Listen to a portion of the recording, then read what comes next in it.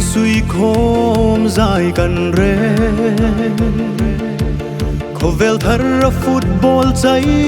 cool ding in asak mình kan đút lại rule thar FC sắc mình chun lâu im môi nghe kan sung lung quỳ cháy khai lê rule thar FC kan đút che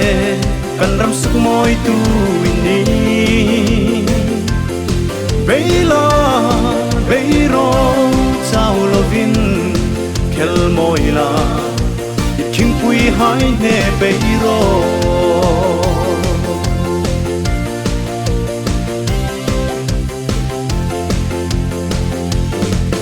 hayang mol na hun hayan lim pe ya tim na levar na dam tui ang hung li focus on your goal hip hip hooray football khalkul ro en tu mit slai na di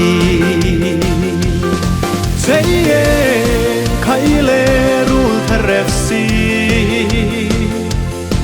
kan du che kan ram suk moi tu ini beila beiro chao lovin khel moi la kim pui hai ne beiro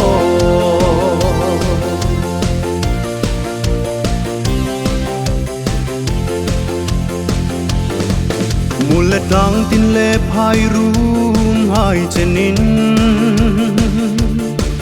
isak ming thang pe sin rule thar FC bet moi la khel moi la het moi beiro un zola tu lo din be fan fan ro say khai le rule thar FC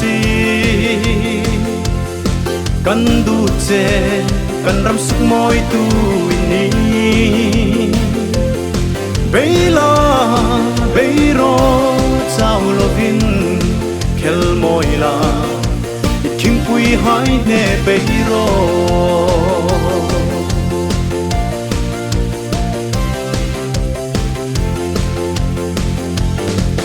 kan jersey moi taka kanin dung hi kan sak ming hai kan tet number nein rule thar FC tu yang lom dim dim in no kan focus ne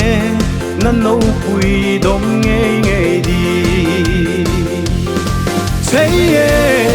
khai le rule thar FC kan du che kan ram suk moi tu ini